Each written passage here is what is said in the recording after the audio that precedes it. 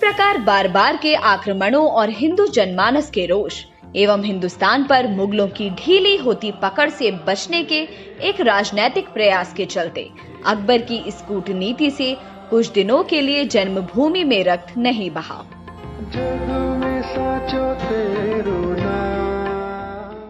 यही क्रम शाहजहां के समय भी चलता रहा और फिर औरंगजेब के हाथ सत्ता आई। वो कट्टर मुसलमान था और उसने समस्त भारत से काफिरों के संपूर्ण सफाई का संकल्प लिया था। उसने लगभग 10 बार अयोध्या में मंदिरों को तोड़ने का अभियान चलाकर यहाँ के सभी प्रमुख मंदिरों की मूर्तियों को तोड़ डाला। औरंगजेब के समय में समर्थ गुरु श्री रामदास जी महाराज के शिष्य श्री वैष्णव दास जी ने जन्मभूमि के उद्धारार्थ 30 बार आक्रमण किए। इन आक्रमणों में अयोध्या के आसपास के गांव के सूर्यवंशी क्षत्रियों ने पूर्ण सहयोग दिया, जिनमें सराय के ठाकुर सरदार गजराज सिंह, राजेपुर के कुंवर गोपाल सिंह तथा सिसिंडा के ठाकुर जगदम्बा सिंह प्रमुख थे। ये सारे वीर ये जानते हुए भी कि उनकी सेना और हथियार बादशाही सेना के सामने कुछ भी नहीं है, अपने जीवन के आखिरी समय तक शाही सेना से लोहा लेते रहे। लंबे समय तक चले इन युद्धों में रामलला को मुक्त कराने के लिए हजारों हिंदू वीरों ने अपना बलिदान दिया और अयोध्या की धरती पर उनका रक्त बहता रहा। ठाकुर गजराज सिंह और उनके साथी क्षत्रियों के वंशज आज भी सराय में मौजूद हैं। आज भी फैजाबाद जिले के आसपास के सूर्यवंशीय क्षत्रिय सिर पर पगड़ी नहीं बांधते, जूता नहीं पहनते, छाता नहीं लगाते। उन्होंने अपने पूर्वजों के सामने ये प्रतिज्ञा ली थी कि जब तक श्री राम जन्मभूमि का उद्धार नहीं कर लेंगे तब तक जूता नहीं पहनेंगे, छाता नहीं लगाएंगे और पगड़ी नहीं पहनेंगे।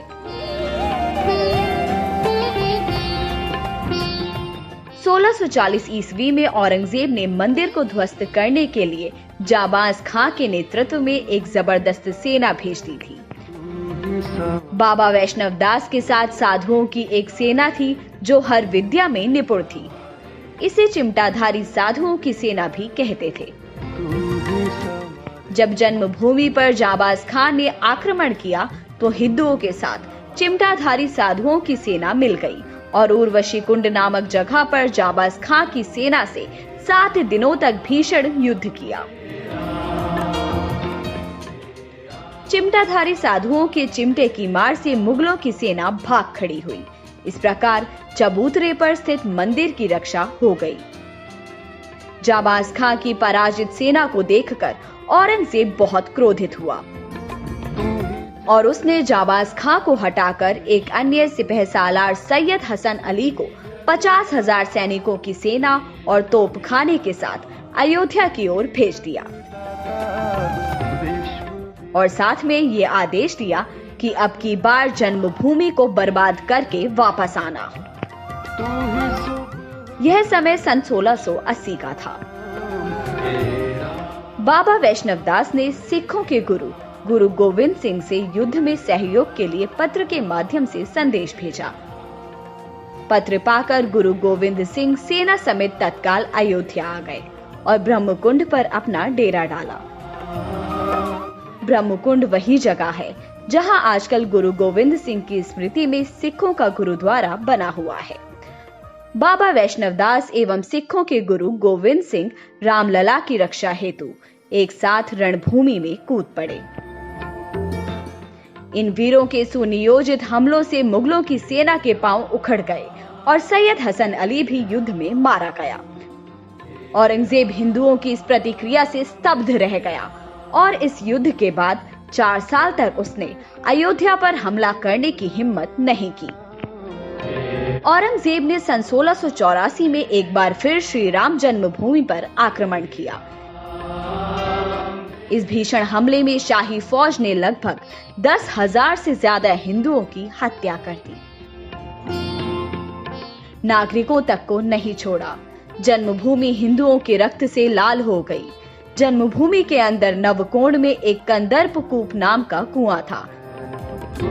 सभी मारे गए हिंदुओं की लाशें मुगलों ने उसमें फेंककर चारों ओर 4 दीवारी उठाकर उसे घेर दिया। आज भी कंदर्प कूप गज शहीदा के नाम से प्रसिद्ध है और जन्मभूमि के पूर्वी द्वार पर स्थित है। शाही सेना ने जन्मभूमि का चबूतरा खोद डाला। बहुत दिनों तक वह चबूतरा गड्ढे के रूप में वहां स्थित था।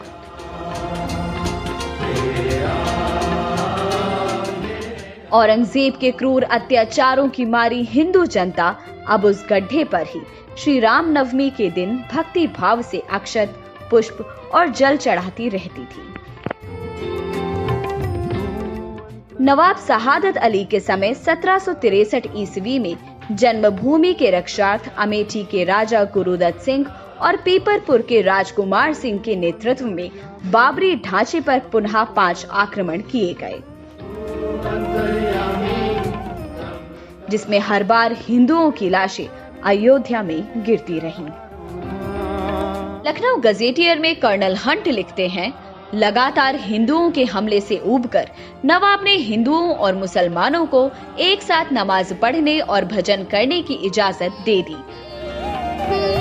पर सच्चा मुसलमान होने के नाते उसने काफिरों को जमीन नहीं सौंपी।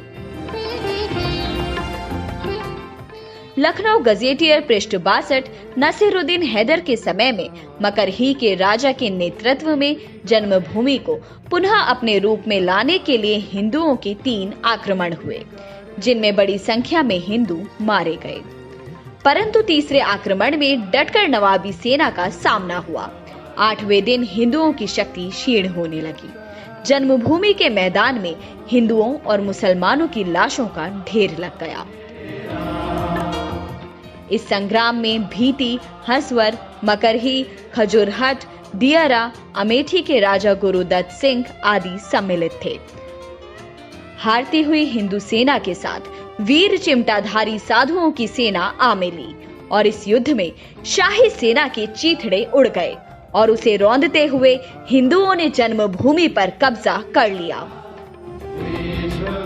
मगर हर बार की तरह कुछ दिनों के बाद विशाल शाही सेना ने पुनः जन्मभूमि पर अधिकार कर लिया और हजारों हिंदुओं को मार डाला गया। जन्मभूमि में हिंदुओं का रक्त प्रवाहित होने लगा। नवाब वाजिद अली शाह के समय में पुनः हिंदुओं ने जन्मभूमि के उद्धारार्थ आक्रमण किया।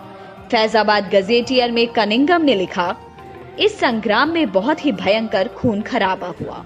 2 दिन और रात होने वाले इस भयंकर युद्ध में सैकड़ों हिंदुओं के मारे जाने के बावजूद हिंदुओं ने राम जन्मभूमि पर कब्जा कर लिया। क्रुद्ध हिंदुओं की भीड़ ने कब्रें तोड़ फोड़ कर बर्बाद कर डाली, मस्जिदों को मिसमार करने लगे और पूरी ताकत से मुसलमानों को मार मार कर अयोध्या से खदेड़ना शुरू किया। मगर हिंदू भीड़ ने मुसलमान स्त्रियों, बच्चों को हानि नहीं पहुंचाई। अयोध्या में प्रलय मचा हुआ था। इतिहासकार कनिंघम लिखते हैं कि यह अयोध्या का सबसे बड़ा हिंदू मुस्लिम बलवा था। हिंदुओं ने अपना सपना पूरा किया और औरंगजेब द्वारा विध्वंस किए गए चबूतरे को फिर वापस बनाया। चबूतरे पर 3 फीट ऊंची खस की टाट से एक छोटा सा मंदिर बनवा लिया, जिसमें पुनः रामलला की स्थापना की गई। कुछ जिहादी मुल्लाओं को ये बात स्वीकार नहीं हुई और कालांतर में जन्मभूमि फिर हिंदुओं के हाथों से निकल गई।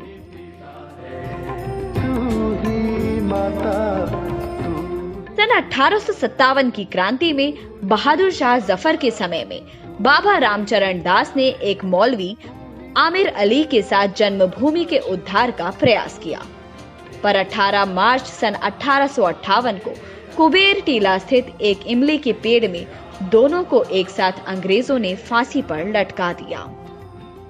जब अंग्रेजों ने देखा कि ये पेड़ भी देशभक्तों एवं राम भक्तों के लिए एक स्मारक के रूप में विकसित हो रहा है, तब उन्होंने इस पेड़ को कटवाकर इस आखिरी निशानी को भी मिटा दिया।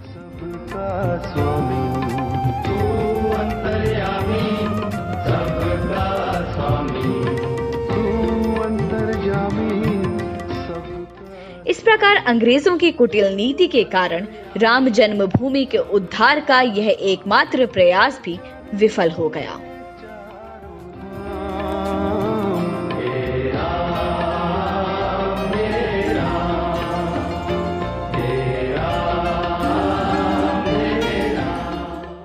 अक्टूबर 1990 को हजारों राम भक्तों ने वोट बैंक के लालची मुलायम सिंह यादव के द्वारा खड़ी की गई अनेक बाधाओं को पार कर अयोध्या में प्रवेश किया और विवादित ढांचे के ऊपर भगवा ध्वज फहरा दिया।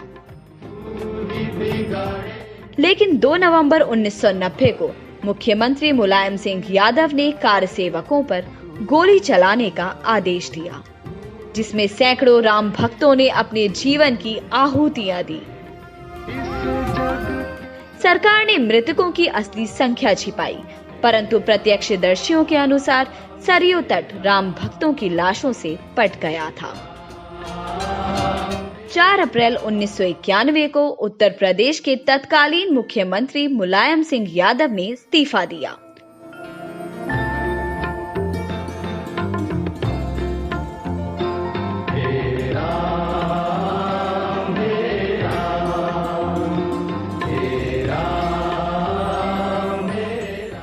लाखों राम भक्त 6 दिसंबर को कार सेवा हेतु अयोध्या पहुंचे और राम जन्म स्थान पर बाबर के सेनापति द्वारा बनाए गए अपमान के प्रतीक मस्जिद नुमा ढांचे को ध्वस्त कर दिया।